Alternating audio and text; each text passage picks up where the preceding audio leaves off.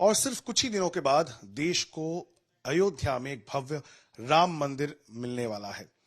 लेकिन कोलकाता में ऐसा एक परिवार है जो पिछले 3 दशकों से 33 सालों से इसकी अपेक्षा कर रही है कि कब वो राम मंदिर बने, क्योंकि उस परिवार से ऐसे 2 लाडले थे जो 1990 साल में अयोध्या गए थे कार सेवा करने और वहां पे उन्होंने सबसे बड़ा बलिदान दे दिया। उनको अपनी जान गंवानी पड़ी, पुलिस के फायरिंग में उनकी मौत हो गई। राम कोठारी और शरद कोठारी 2 कार सेवक जो कोलकाता पश्चिम बंगाल से गए थे उत्तर प्रदेश कार सेवा के लिए, आरएसएस के कार्यकर्ता थे और उनके परिवार पिछले 3 दशकों से यही प्रार्थना में जुटी हुई थी कि कब राम और शरद कोठारी का ये सपना, जिसके लिए उनको बलिदान देना पड़ा, राम मंदिर, वो कब उठकर खड़ा होगा और अयोध्या में बनेगा। अब वो जो क्षण है, सिर्फ कुछ ही दिनों का, कुछ ही पलों का इंतजार है। हमारे साथ इस वक्त है पूर्णिमा कोठारी, उनकी बहन। कितना भावुक आप इस वक्त महसूस कर रही है वो दर्शकों को बताइए, क्योंकि 3 दशकों का ये इंतजार आपके परिवार को था। 33 साल हो गए जब आपके 2 भाई, बड़े भाई राम और शरद, उन्होंने ये जो सबसे बड़ा बलिदान है वो दिया था। जय श्री राम।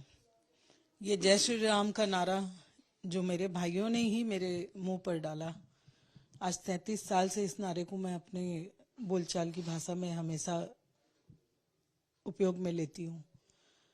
और उनके जाने के बाद उन्होंने एक रास्ता हमें दिखाया कि अब आपको अपने जीवन को किस रास्ते पर लेकर जाना है। उन्होंने अपना जो कर्तव्य था वो किया और उनके जाने के बाद माँ पिताजी के साथ मैंने भी ये संकल्प लिया था कि जब तक राम मंदिर का भव्य मंदिर नहीं बन के तैयार होता है तब तक हमें कभी भी कोई भी जरूरत पड़ी हम वहाँ अपने आप को प्रस्तुत करेंगे। अगर जरूरत पड़ी तो हम भी अपना बलिदान वहाँ कर देंगे। ये मैंने अपने माँ पिताजी के साथ ये संकल्प लिया था। माँ पिताजी अब नहीं रहे, ये थोड़ा दुखदाई है कि जो सपना उन्होंने अपने बच्चों के जाने के बाद बरसों तक अपनी आंखों में उस सपने को संजोए रखा और उसके लिए वो जिए भी, और उसके नहीं बनने पर जो तकलीफ होती है वो झेलते झेलते वो चले भी गए। तो आज वो बरसों के बाद जब वो सपना पूरा हो रहा है तो ऑब्वियसली मैं बहुत खुश हूँ, क्योंकि कहीं ना कहीं 2014 के पहले मुझे भी ये लगता था कि शायद मैं भी ये देख पाऊंगी कि नहीं देख पाऊंगी, किंतु 2014 में मोदी जी प्रधानमंत्री बने और उसके बाद की मैं आपको बात बताऊं तो 2015 में मेरे भाइयों की 25 वर्ष पूर्ति थी बलिदान की, और उस 25 वर्ष पूर्ति के कार्यक्रम में माननीय सरसंघ चालक जी मोहन भागवत जी ने ऐलान किया था कि मैं अपने जीते जी मंदिर देख के जाऊंगा। और ये बात माँ उस समय स्टेज पर थी और जब माँ ने ये बात सुनी तो माँ बहुत खुश हो गई थी और उन्होंने भी ये बात कही थी कि मुझे पूर्ण विश्वास है कि मोदी जी इस मंदिर को जरूर बनवाएंगे। उनकी आत्मा को जरूर शांति मिलेगी अब जब राम मंदिर बन रहा है। लेकिन काफी भावुक क्षण है, और जब थोड़ा हमें रिवाइंड करके उस समय पे लेके चलिए। पहले आपके दोनों भाई के बारे में बताइए, क्योंकि बहुत सारे लोगों को उनके बारे में नहीं पता है। कोलकाता से वो लोग चले थे अयोध्या की तरफ कार सेवा करने, और ऐसा नहीं था कि आपके परिवार को कोई शक नहीं था कि इतनी पुलिस बंदोबस्त है, उनके जान को खतरा भी हो सकता है। एक 20 साल के थे, एक 23 साल के थे, काफी यंग एज में वो लोग चले गए थे। तो उस वक्त किस तरह से परिवार ने उनको जाने दिया, क्या उन्होंने कहा, आपके पिताजी ने उनको अलाउ किया जाने में, वो थोड़ा कहानी दर्शकों को बताइए। सबसे पहले तो ये संस्कार उनमें कहाँ से आए ये मैं बताना चाहूंगी कि उनमें बचपन से ये संस्कार थे। वो पहले भारत भारती के बैतूल के भारत भारती हॉस्टल में वो रहे हैं, वहां से ही उन्हें वो देश प्रेम के संस्कार मिलने शुरू हो गए थे। उसके बाद मेरे घर पर मेरे दादाजी बहुत धर्मानुरागी, वो डेली आपको बताऊं कि 3-4 घंटे खुद ही पूजा करते थे भजन गाते गाते खुद ही रोने लग जाते थे, बहुत भावुक हो जाते थे। तो ऐसे धार्मिक परिवार में उन्होंने संस्कार पाए थे। बचपन से ही उनमें वो धर्म के प्रति अनुराग था। माँ भी मेरी बहुत धार्मिक थी।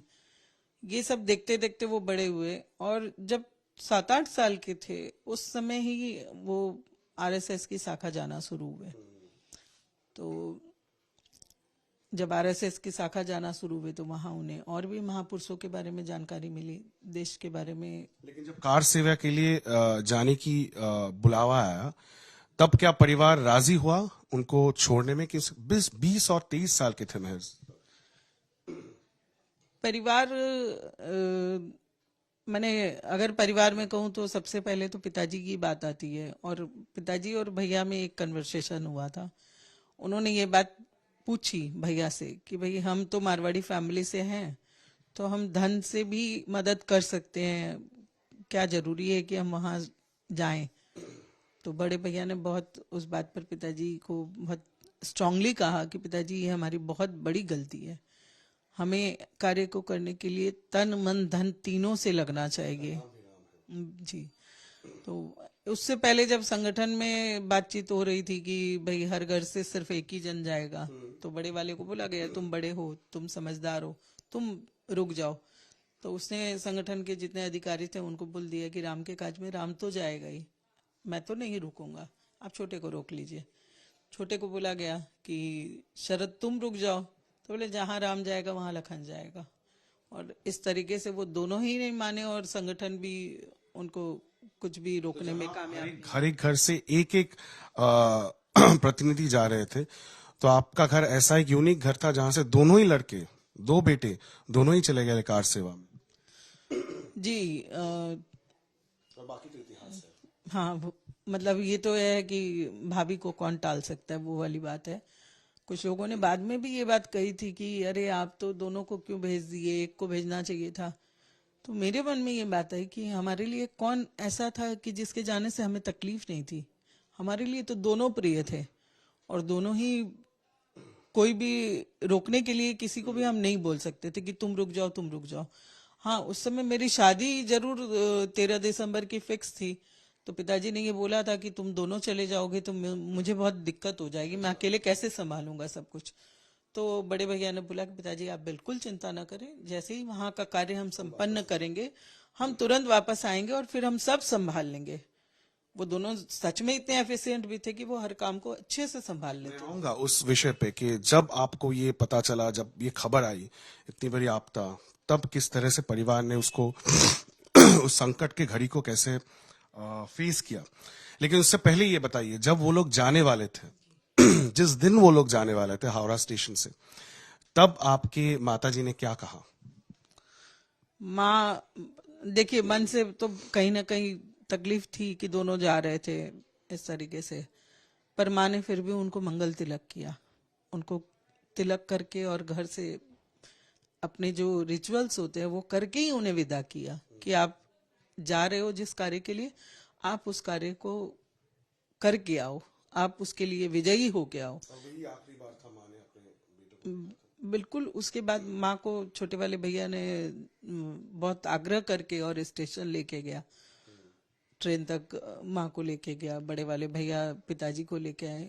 और आपको मैं सही बताऊं तो उस समय जो 80 लोगों की वाहिनी थी उसमें एक का दुक्का ही जो पेरेंट्स थे ना वो आए थे। कई लोग तो ऐसे थे जो घर पर बिना बोले ही चले जा रहे थे, मतलब घर से आज्ञा ही नहीं है तो वो कैसे जाएंगे। सम्मति के साथ हाँ, एकदम एकदम हमारे माता पिता ने पूरी सहमति के साथ अपने बच्चों को रवाना किया और बड़े प्यार से उन्हें विदा किया, आशीर्वाद देके कि आप एक अच्छे काम के लिए, सबसे पहली बात यह है कि आप एक अच्छे काम के लिए जा रहे हो तो उस काम में आप सफल होके आओ, ये आशीर्वाद देके उन्हें विदा किया। जब वो खबर आया उस दिन, थोड़ा सा हमारे दर्शकों को बताइए, इतनी बड़ी आपद, जब ये खबर सबसे पहले आप लोगों को कैसे मिली और उसके बाद किस तरह से पूरे परिवार ने, विशेषकर आपके पिताजी और माताजी ने, उन्होंने कैसे संभाला अपने आप को?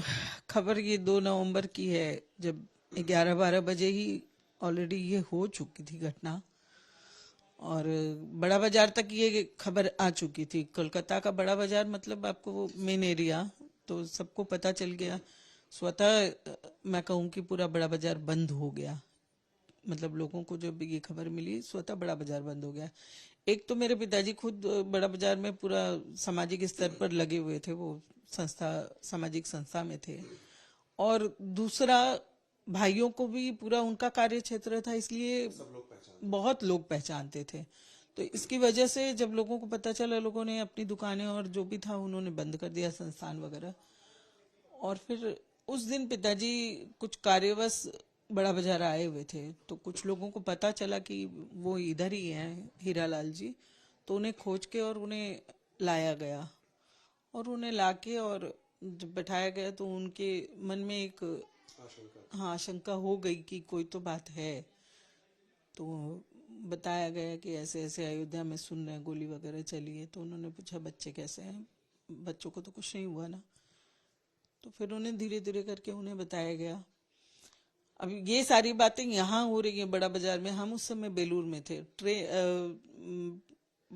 जो टीवी में है वो पूरा झूठ दिखाया जा रहा था कि अयोध्या में कुछ भी नहीं हुआ, सब शांत है। और हम लोग भी टीवी बंद करके बैठ गए कि ये तो कुछ दिखाई नहीं रहा है, तो हम क्या देखें। हाँ ये, पर मन अंदर से बहुत घबरा रहा था। मन घबरा रहा था, क्या करें नहीं करें, सारा दिन उसी घबराहट में ही गया। फिर रात को जब कुछ लोग आए घर पे, वो लोग आए तो माँ, तो पता नहीं पहले ही से क्यों उनको आशंका थी, क्या हुआ क्या हुआ, तुम लोग अभी इस समय घर आए हो। तो बोले नहीं नहीं मैं, हम तो इधर से ही गुजर रहे थे तो हम आ गए आपके पास। ठीक है। उसके बाद उन लोगों के जाने के बाद पिताजी आए। फिर माँ का मन है, देखिए माँ का मन कैसे जाग रहा था। वो पिताजी का चेहरा देख के बोले आपका चेहरा ऐसा क्यों लग रहा है, रोया हुआ सा क्यों लग रहा है। पिताजी ने भी बोला नहीं, थकान है दिन भर की, बहुत थक गया हूँ।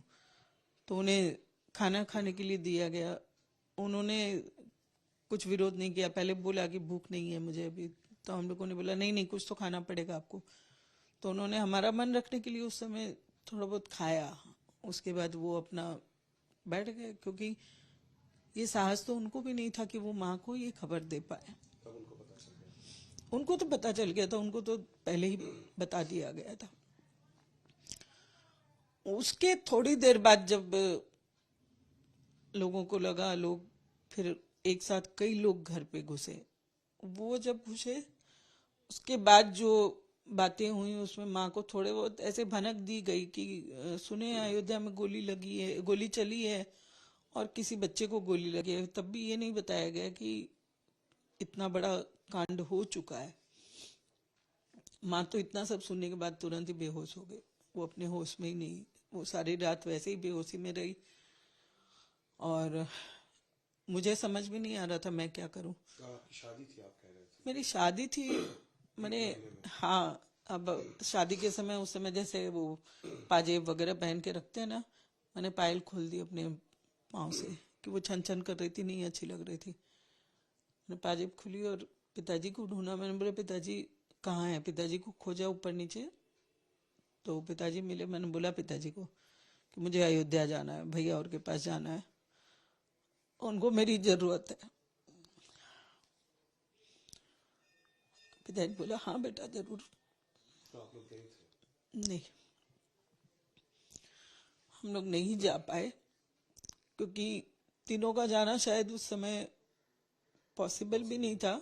उस समय वहां कर्फ्यू लगा हुआ था, और दूसरा उनको उस रूप में देखने के लिए हम तैयार नहीं थे।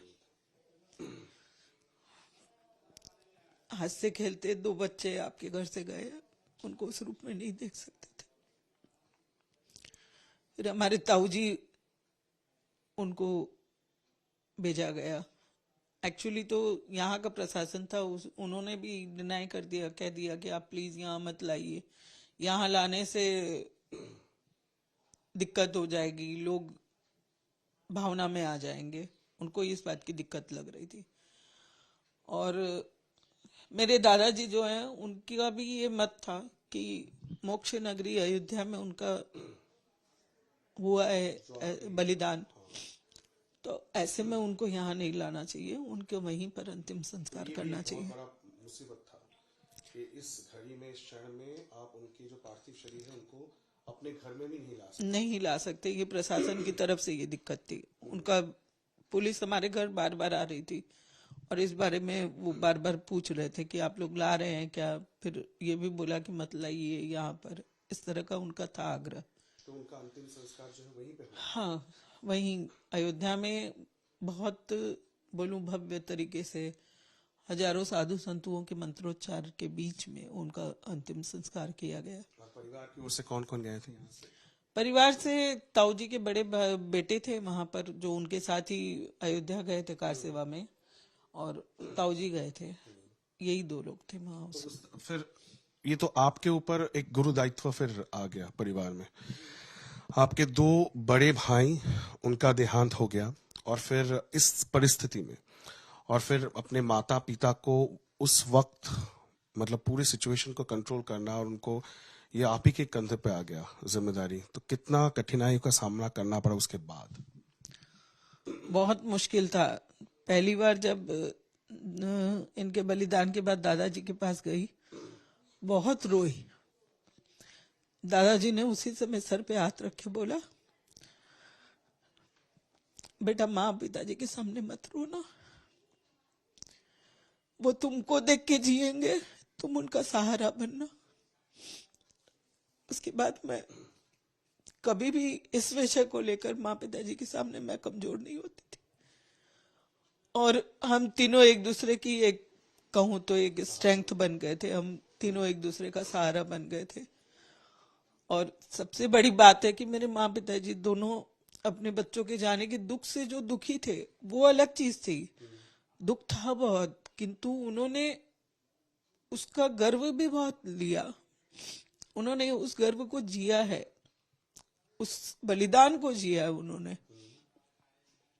मतलब 2 दिन बाद ही कोई मीडिया थी आए थे उस समय, तो उनसे पूछा कि मैंने आपके अगर और 2 बच्चे होते तो आप क्या करते, आप कार सेवा में भेजते क्या? उन्होंने तुरंत ये जवाब दिया कि हाँ, अगर मेरे 2 बेटे और होते तो मैं उनको जरूर भेजता।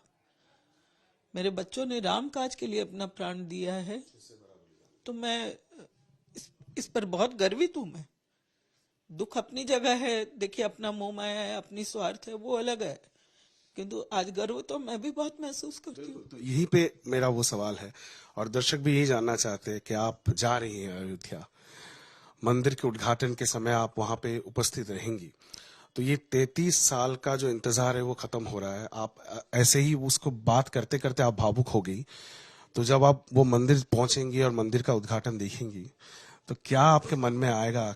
क्या सबसे पहले आपकी सोच क्या रहेंगे? तब अपने भाइयों के बारे में सोचेंगे, अपने माता पिता के बारे में सोचेंगे? क्या सोच, क्या विचार अभी आ रहा है आपके? देखिए, मंदिर तो आज भव्य मंदिर का उद्घाटन है, किंतु मैं भूमि पूजन से, बल्कि मैं 33 साल से लगातार वहां जा रही हूँ। मैंने बाबरी ढांचे से लेकर और भव्य मंदिर का सफर तय किया है अपनी आंखों से, और भूमि पूजन में भी गई थी। तब भी ये सवाल आप लोगों ने तब भी किया था, तब भी मन में एक ही भाव थे कि आज मेरे भाइयों का जो बलिदान है वो सार्थक हो रहा है। तो अभी मैं अपने आप को ये कहूं कि मैं 7वें आसमान पर हूं, क्योंकि मैं प्रत्यक्ष उसको देख पा रही हूँ। मैं पल पल उस मंदिर को बनते हुए मैंने देखा है, मैंने निर्माण कार्य में बार बार जाके देखा है। और ये श्री राम का कृपा ही है क्या? हाँ, ये बहुत बड़ी कृपा है, प्रभु की बहुत बड़ी कृपा है। दूसरी बात मैं आपको बताऊं कि जब मैं जाती थी निर्माण कार्यस्थल पर, तो मैं गर्भगृह के उस स्तंभ तक जाती थी जहां वो ध्वजा लगी हुई थी, और मैंने उसको पकड़ के प्रभु से बहुत निवेदन किया। मैंने कहीं लग रहा था कि कहीं मैं अपने भाइयों से, माँ पिताजी से कनेक्ट हो रही थी वहां। उनका प्रणाम भी मैंने वहां किया है। ये सबसे बड़ा शायद आपके लिए, मतलब इससे बड़ा कार्य आप कुछ नहीं कर सकते अपने परिवार के लिए और अपने भाइयों के लिए, बिल्कुल, मुझे लगता है। और तो ये खुशी का मौका है, कुछ कुछ गम तो जरूर रहेगा कि आपके भाई ने जो बलिदान दिया था, और कितनी कम उम्र के थे, 20 और 23 साल के, लेकिन उस उम्र में उन्होंने इतनी बड़ी बलिदान दे दी, चढ़ा दी। लेकिन आपके माताजी और पिताजी जो हैं वो इतने क्या कहूँ, इतने स्ट्रांग थे मेंटली कि इतने साल तक वो जब जीवित रहे वो उसी सोच के साथ जीवित रहे कि कभी उनको दिखने को मिलेगा राम मंदिर। हालांकि अभी वो जिंदा नहीं है, लेकिन उनके परिवार में से आप रिप्रेजेंट करने जा रहे हैं और ये एक बहुत बड़ी बात है आप लोगों के लिए, तो इसलिए बहुत बहुत शुभकामनाएं। और एक आखिरी सवाल मैं आपसे ये कहूंगा कि राम मंदिर तो बन गया, लेकिन बहुत सारे लोग ये कहते हैं कि जो कोठारी परिवार है या कोठारी बंधुओं का ये जो बलिदान है, क्या उसको सही तौर पे लोगों तक पहुंचाया जाएगा या उनको क्या वो जो ड्यू है उनको मिला है? तो उत्तर प्रदेश सरकार की ओर से जितना मुझे पता चल रहा है कि उनके नाम पर 2 रास्ते बनाए जाएंगे, जिस रास्ते से होके जो लोग हैं वो मंदिर तक पहुंच पाएंगे। तो उसके विषय में बताइए कि क्या इसको किस तरह से आप देखते हैं कि उनके जो बलिदान है उसको फाइनली कहीं ना कहीं रिकग्नाइज किया जा रहा है? सबसे पहले मैं आपको ये बताना चाहूंगी कि जिस समय फैसला आया था 2019 में, मैं उस फैसले के तुरंत बाद योगी जी से मिलने गई थी। ये बात है 14-15 नवंबर की। 8 नवंबर को फैसला आया था और मैंने उनसे वहां जाके एक ही विनती की थी कि हमारा राम मंदिर के संघर्ष का 500 वर्षों का इतिहास है, लाखों लोगों ने अपने बलिदान दिया है। मैं आपसे यही विनती करती हूँ कि मंदिर प्रांगण में ऐसा एक कुछ जानकारी के लिए एक संग्रहालय या कुछ ऐसा होना चाहिए कि हमारी आने वाली पीढ़ियां जो हजारों वर्षों तक इस मंदिर को देखने आएंगी, वो हजारों वर्षों बाद भी ये पीढ़ियां ये जानकारी में रखे कि इस मंदिर के लिए, इस गौरव के लिए हमारे कितने भाइयों ने अपना बलिदान दिया है। और आज मुझे बहुत खुशी है कि इस बात का ऐलान योगी जी ने किया है अपने चैनल के माध्यम से, किसी चैनल के माध्यम से उन्होंने बताया है कि ऐसा वो कुछ बनाने जा रहे हैं। जी, मेरे भाइयों को जो स्थान मिल रहा है, मैं आज उससे बहुत खुश हूँ कि उन्होंने जो बलिदान राष्ट्र को एक संदेश देने के लिए किया था, ये बलिदान उनका राष्ट्र को संदेश था कि अगर जरूरत पड़े तो हम बलिदान भी हो जाएंगे और राष्ट्र प्रेम और देश के लिए, धर्म के लिए हम अपने प्राण भी दे देंगे। ये जो संदेश उन्होंने दिया है वो संदेश हजारों वर्षों तक पीढ़ियों को पहुंचेगा। मैं उसके लिए आज बहुत खुश हूँ। और एक लास्ट थोड़ा खुशी का माहौल में अगर ये पूछे कि आप कह रहे थे कि आपके परिवार में भजन होता था, आप भी पूजा कर रही थी, हमने देखा, कौन सा भजन याद आता है? थोड़ा अगर गुनगुना सकते हैं, कौन सा भजन भगवान श्री राम के लिए हो या हनुमान जी के लिए हो, क्या आप घर में गाते हैं, आपके परिवार में आप सुन के बड़ी हुई? जी, एक भजन अक्सर गुनगुनाया जाता था, राम से बड़ा राम का नाम, राम से बड़ा राम का नाम, अंत में निकला ये परिणाम, राम से बड़ा राम का नाम। तो आपके भाइयों का जो बलिदान है उसका परिणाम स्वरूप आज ये भव्य राम मंदिर देखने को मिल रहा है, जो आप खुद जाके वहां पे देख पाएंगी। और ये पूर्णिमा कोठारी और पूरी जो कोठारी परिवार है पश्चिम बंगाल में, कोलकाता में, उनके लिए काफी गर्व का ये विषय है। कोलकाता से कैमरा पर्सन तापस बेरी के साथ इंद्रजीत, आज तक।